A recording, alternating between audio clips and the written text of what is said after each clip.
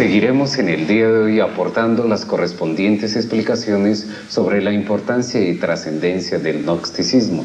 Aida, nos vemos en la necesidad de aclarar que sin previa información sobre la antropología gnóstica sería algo más que imposible el estudio riguroso de las diversas piezas antropológicas de las culturas azteca, tolteca, maya, egipcia, etcétera, etcétera. En cuestiones de antropología profana, dispénseme la similitud, si se quiere conocer resultados, se observará que son limitados y sin aportación práctica para todos nosotros los humanos. Los códices mexicanos, papiros egipcios, ladrillos asirios, rollos del Mar Muerto, extraños pergaminos, así como ciertos templos antiquísimos, sagrados monolitos, viejos jeroglíficos, pirámides, sepulcros milenarios, etcétera, ofrecen en su profundidad simbólica un sentido gnóstico que definitivamente escapa a la interpretación literal y que nunca ha tenido un valor explicativo de índole exclusivamente intelectual. El racionalismo especulativo, en vez de enriquecer el lenguaje gnóstico, lo empobrece lamentablemente, ya que los relatos gnósticos escritos o alegorizados en cualquier forma artística se orientan siempre hacia el ser en el espíritu, en el íntimo. Bien saben los divinos y los humanos que el silencio es la elocuencia de la sabiduría. Por eso los simbolismos gnósticos tienen un fondo esotérico trascendental que en silencio dice mucho.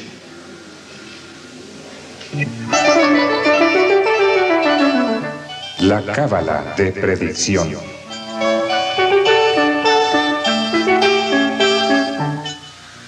Mucho se ha escrito en revistas como Duda, Testimonios de lo Insólito y otras más que circulan en la actualidad, dando una gran variedad de explicaciones y hasta contradictorias afirmaciones sobre el enigma de la esfinge egipcia. Díganos usted, doctor, como conocedor de estas ciencias antropológicas, ¿cuál es el enigma que encierra la esfinge? Interesante pregunta. La esfinge ciertamente simboliza los grandes misterios esotéricos de la antigüedad. Las garras del león representan el fuego, las alas representan el aire, la cabeza de hombre representa el agua, las patas del toro representan la tierra. Antiguamente la esfinge estaba coronada con una corona de 9 puntas para simbolizar la novena esfera, es decir, los misterios del sexo. En el fondo, la esfinge representa a los mismísimos misterios del sexo. Indubitablemente, la esfinge fue traída de la Atlántida. Se le usó en la Universidad de Acaldana. Estuvo en el sur del África, que antiguamente se llamaba Grabonce, y posteriormente se le estableció definitivamente en Egipto. El Colegio de la Esfinge se dedica a los misterios esotéricos de la naturaleza y del cosmos. Por eso es grandioso el Colegio de la Esfinge. Nostradamus se dice que estudió en el Colegio de la Esfinge. Todos los sabios de la antigüedad conocieron tal colegio. La Esfinge representa los poderes elementales de la naturaleza.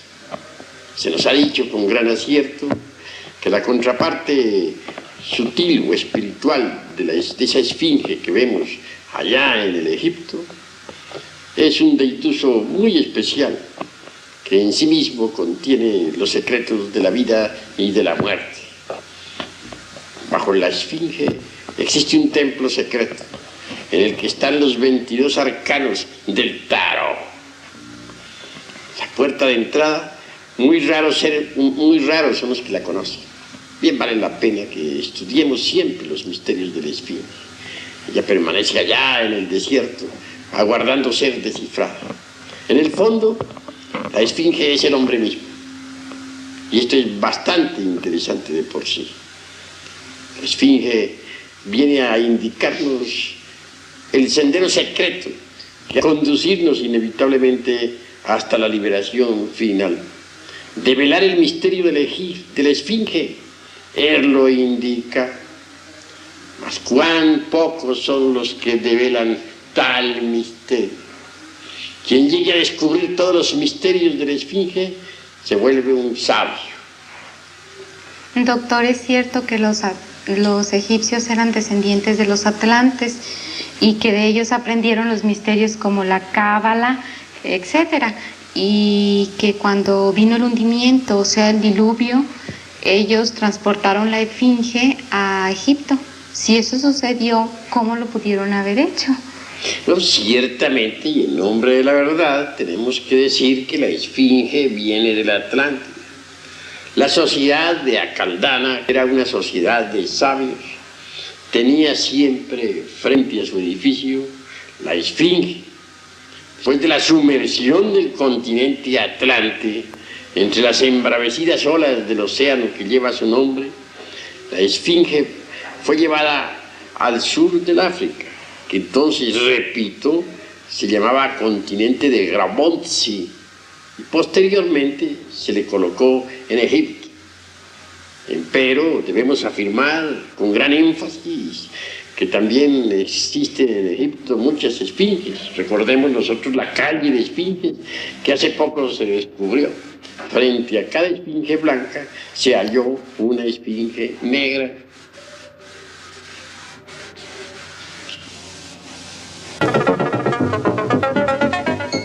Hermenéutica.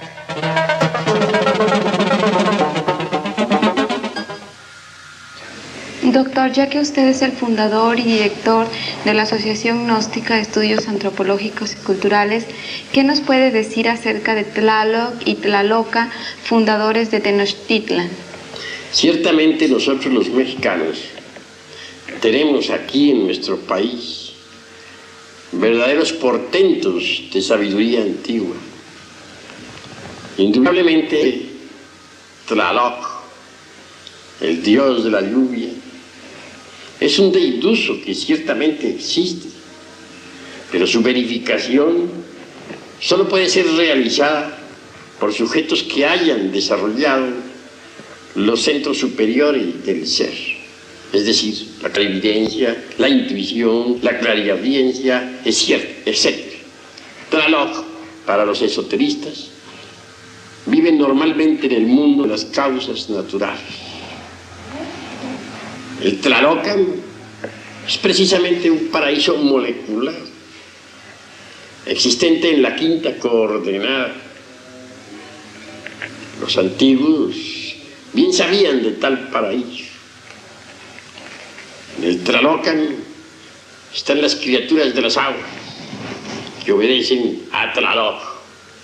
Quiero referirme a los elementales de las aguas, citados por Felipe Teofastro, Bombastro de Ongein, Aureola Paracelso.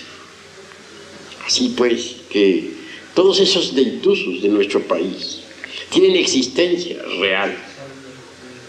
En el fondo vienen a simbolizar exactamente lo mismo que las deidades cristianas. Recordemos que en el cristianismo tenemos ángeles, arcángeles, serafines, etcétera, etcétera, etcétera. Así también nuestros antepasados tenían sus cortes angélicas. Incuestionablemente todos los deitusos de nuestros antepasados eran ángeles, son los mismos ángeles del cristianismo. Bien vale la pena que reflexionemos en todo eso. En cuanto a otros personajes, hay que reflexionar un poco. Quetzalcóatl, por ejemplo, el Cristo mexicano, un hombre que encarnó en sí mismo el verbo, la palabra, una viva representación del Dios interior profundo. Se nos habla también de la gran Tenochtitlán.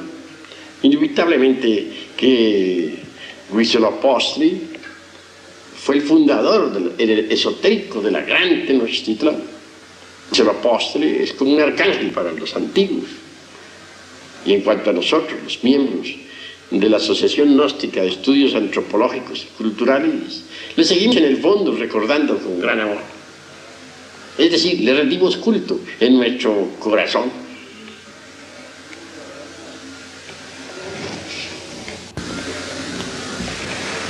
Dice una frase muy común y muy conocida por todos: ¿qué fue primero, el huevo o la gallina? Esta frase se relaciona con la siguiente pregunta: Dicen que los mayas y aztecas fueron los iniciadores de las civilizaciones griega, china, egipcia, también inclusive la tibetana.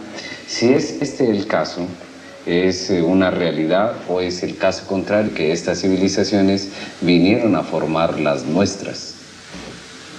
Bueno, está interesante la pregunta. Para mi modo de ver y de entender, los mayas tienen su raíz en el continente sumergido Atlante, enorme continente que otrora existiera en el océano que lleva su nombre. Los mayas entonces tuvieron una poderosa cultura. Antes de la sumersión de ese viejo continente, acaecida con el famoso diluvio universal, citado en tantas escrituras religiosas, los mayas emigraron, ya hacia el Tíbet, ya hacia la India, ya hacia el Egipto, ya hacia Guatemala y Centroamérica, o Yucatán, etc. Así pues, los mayas fueron grandes civilizadores. No está de más recordar que algunas pirámides que actualmente existen en Egipto son de origen maya. Tampoco está de más recordar que aquellas palabras solemnes que el gran Kabir Jesús, el Cristo, pronunciara en el Gólgota, Elí, Elí, lama sabachthani, son mayas, traducidas exactamente al español por cualquier indito maya. Quieren decir: me oculto en la prealba de tu presencia. Jesús, el gran Kabir, aprendió el maya en el Tíbet. No debemos olvidar jamás que el naga maya tibetano tiene el mismo alfabeto. En el Tíbet se conoce el maya como el naga. Así que los mayas fueron siempre los grandes civilizadores y su origen es Atlante. Poseen una sapiencia única. Hoy por hoy la sabiduría de los mayas se encuentra en secreto. Se cultiva en el silencio de la noche. En un futuro, tal sabiduría será entregada a la humanidad. Indubitablemente, el continente Atlante tuvo poderosa civilización. Los mayas representan en el fondo a ese gran continente. La sapiencia de los mayas se ocultó entre los monasterios tibetanos o en las pirámides de Egipto o de Yucatán. Muy pocos son los seres humanos que han podido conocer tal sapiencia. Los mayas conocían la energía atómica, etcétera, etcétera, etcétera.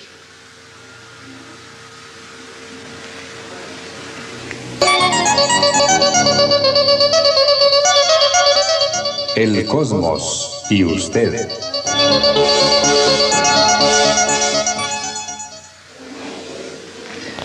El mundo, desde el punto de vista de la física, se envuelve fundamentalmente bajo la ley del 3, es decir, la fuerza negativa, la fuerza neutra y la fuerza positiva. ¿Tiene que ver esto con los fenómenos cósmicos, doctor Samael? Y otra pregunta, ¿existe otra ley cósmica más superior que la ley del 3? En realidad, la ley del 3 es fundamental. No debemos olvidar que el santo Triamatsikhamno, es decir, la ley del 3, se expresa en 3 formas: positiva, negativa y neutra. En el átomo existe la fuerza positiva, la negativa y también la neutra. Para que haya creación se necesita que las 3 fuerzas coincidan en un punto A. Lo contrario, la creación sería imposible. Así pues, la ley del 3 puede crear. Pero para que exista un cosmos organizado, se necesita la ley del eterno hepta paraparchinoj, es decir, la ley del 7. El 3 crea, el 7 organiza. Más allá de las leyes del 3 y del 7, pues hay muchas otras leyes. En el fondo, la ley del 3 deviene de la única ley, es la del Logos, creador. la del eterno Padre Cósmico común. Así que bien vale la pena comprender lo que es la ley del 3. Las gentes subestiman mucho la tercera ley, el santo con el diablo, por afuera neutra. Y esa fuerza hay que aprenderla a manejar cuando se quiere neutralizar las influencias peligrosas. Las fuerzas positiva y negativa son maravillosas. Ellas se unen para crear, pero la tercera ley las concilia y entonces se realiza la creación. El hombre representa la fuerza positiva, la mujer la fuerza negativa. La tercera fuerza, la del Espíritu Santo, concilia a las dos y entonces se realiza una creación. Pero todo tiene que desenvolverse dentro de la ley del 7. Es decir, el 3 crea, el 7 organiza. Indubitablemente, la humanidad está muy lejos de saber cuál es el modus operandi de la ley fundamental 3.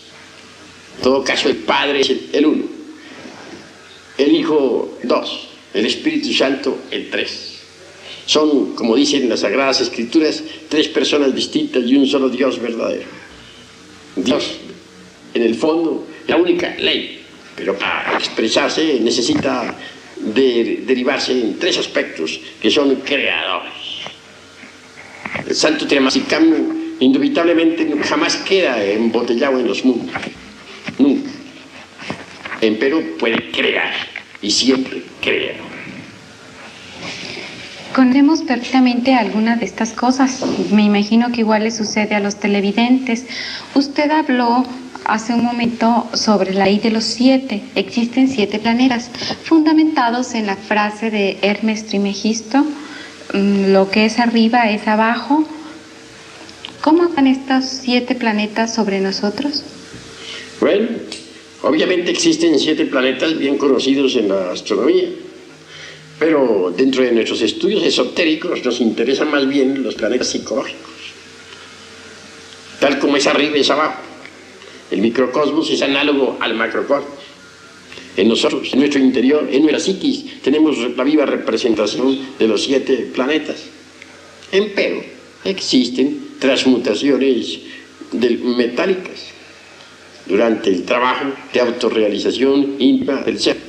El viejo de los siglos, Saturno, debe convertirse en el niño, la luna.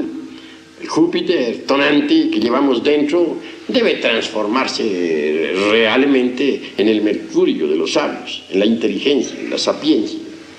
En cuanto al guerrero belicoso, Marte, debe convertirse en nosotros en el Venus del amor. En el fondo, en el centro, queda siempre el Sol, como dador de toda vida. Así pues, dentro de nosotros deben verificarse ciertas transmutaciones metálicas importantes en la alquimia.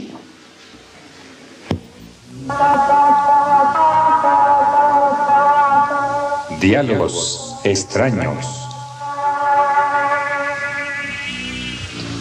Uno de los escritores más... Diálogos extraños. Uno de los escritores más famosos esotéricos ha sido Lobsang Rampa, que ha escrito sobre viaje astral. Las juventudes actuales lo comentan mucho, pero hablan solamente de la parte práctica y vivencial. Doctor, queríamos preguntarle que nos aclare definitivamente si el viaje astral es algo intelectual o es algo eminentemente práctico. Con el mayor gusto contestaré, Aida. Ciertamente, el viaje astral es una realidad, como lo dice Mártir Lobsang Rampa.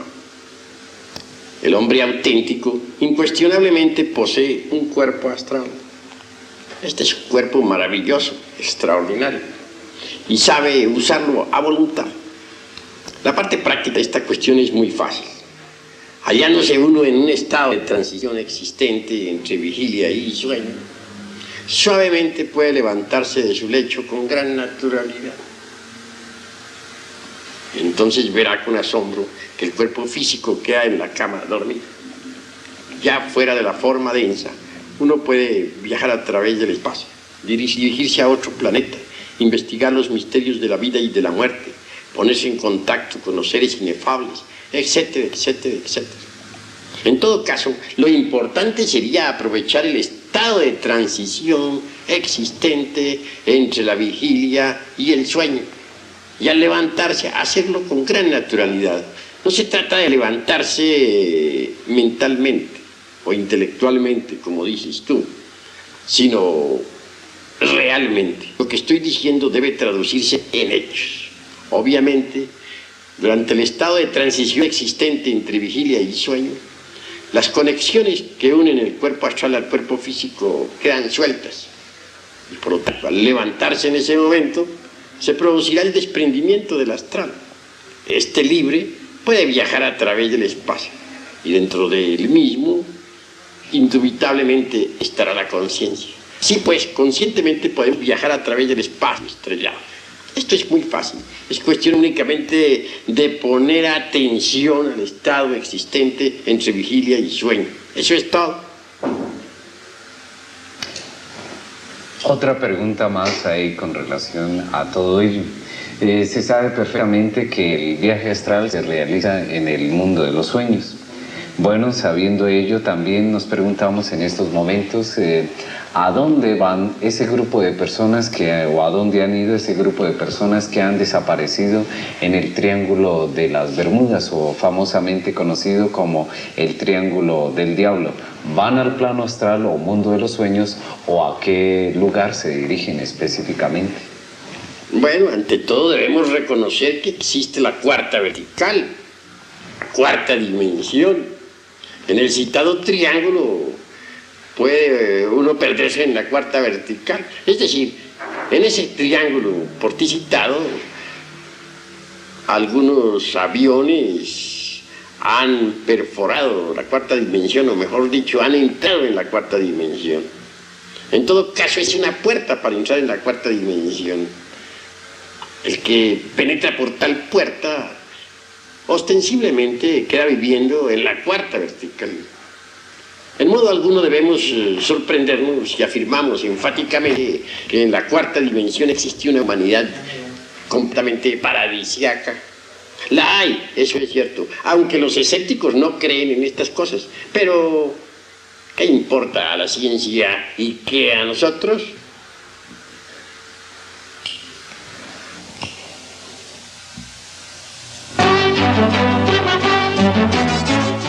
Esoterismo.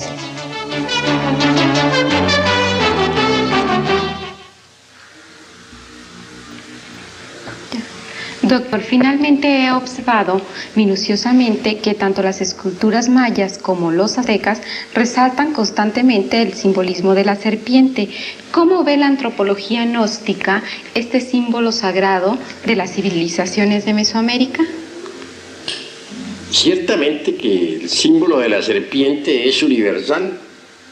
No está de más recordar que en el mismo Tíbet tenemos la serpiente emplumada. Y obviamente, la serpiente es sagrada, representa la sabiduría divina. Indubitablemente, dentro de cada ser humano existe la energía creadora. Esta energía tiene que subir por la espina dorsal hasta el cerebro. Tal energía tiene poderes extraordinarios y asume ante el clarividente una forma completamente serpentina. Si la gente aprendiera a transmutar su energía creadora, se transformaría totalmente. La serpiente sagrada nos da la sabiduría. La sabiduría de la serpiente es poderosa. Se dice de Quetzalcóatl que era una serpiente de sabiduría. Los hierofantes antiguos de Caldea, de Persia, se llamaban a sí mismos serpientes. Botán asegura en forma enfática que él entró por un hueco dentro del interior de la tierra. Dice que entró por un pasadizo secreto, por donde solamente pueden entrar las serpientes. Botán mismo exclama diciendo: soy una serpiente. Así también exclamaban los celtas y los druidas.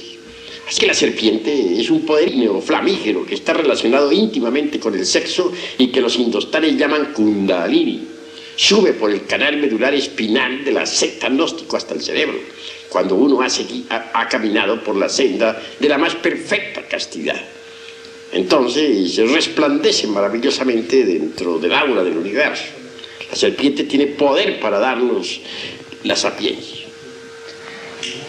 Bueno, doctor, son sus declaraciones y conocimientos que nos ha venido aportando a través de estos programas. Se los agradecemos intensamente. Creo que es todo por la noche de hoy. Se despiden de ustedes Aida Berliavsky y Fernando Salazar, invitándolos nuevamente y cordialmente a nuestras conferencias aquí en San Luis Potosí, en Mariano Otero 626. Muy buenas noches. Buenas noches. Buenas noches. Antiquísimos sagrados monolitos, viejos jeroglíficos, pirámides, sepulcros milenarios, etcétera, ofrecen en su profundidad simbólica un sentido gnóstico que definitivamente escapa a la interpretación literal y que nunca ha tenido un valor explicativo de índole exclusivamente intelectual. El racionalismo especulativo, en vez de enriquecer el lenguaje gnóstico, lo empobrece lamentablemente, ya que los relatos gnósticos escritos o alegorizados en cualquier forma artística se orientan siempre hacia el ser en el espíritu, en el íntimo. Bien saben los divinos y los humanos que el silencio es la elocuencia de la sabiduría. Por eso los simbolismos gnósticos tienen un fondo esotérico trascendental que en silencio dicen mucho.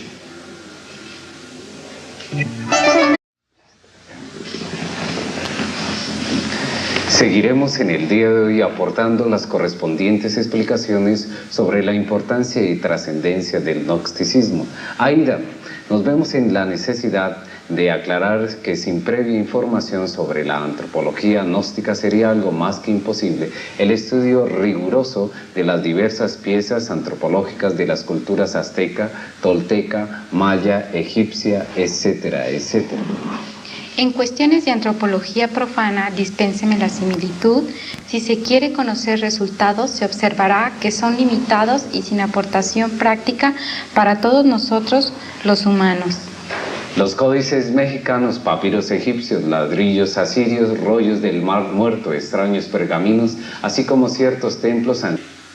La cabeza de hombre representa el agua, las patas del toro representan la tierra. Antiguamente la esfinge estaba coronada con una corona de 9 puntas para simbolizar la novena esfera, es decir, los misterios del sexo.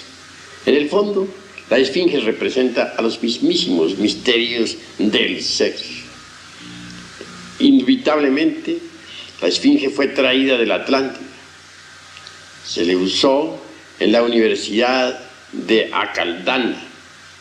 Estuvo en el sur del África, que antiguamente se llamaba Grabonce, y posteriormente se le estableció definitivamente en Egipto. El Colegio de la Esfinge se dedica a los misterios esotéricos de la naturaleza y del cosmos. Por eso es grandioso el Colegio de la Esfinge. Nostradamus se dice que estudió en el Colegio de la Esfinge. Todos los sabios de la antigüedad conocieron tal colegio. La esfinge representa los poderes elementales de la naturaleza. Se nos ha dicho con gran acierto que la contraparte sutil o espiritual de esa esfinge que vemos allá en el Egipto es un deituso muy especial que en sí mismo contiene los secretos de la vida y de la muerte. Bajo la esfinge existe un templo secreto en el que están los 22 arcanos del tarot. La puerta de entrada. La cábala de predicción.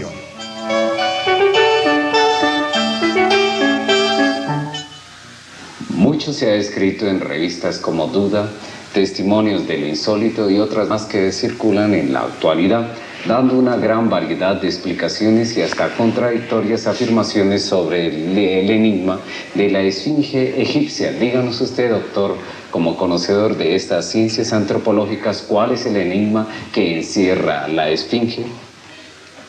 Interesante pregunta. La esfinge ciertamente simboliza los grandes misterios esotéricos de la antigüedad.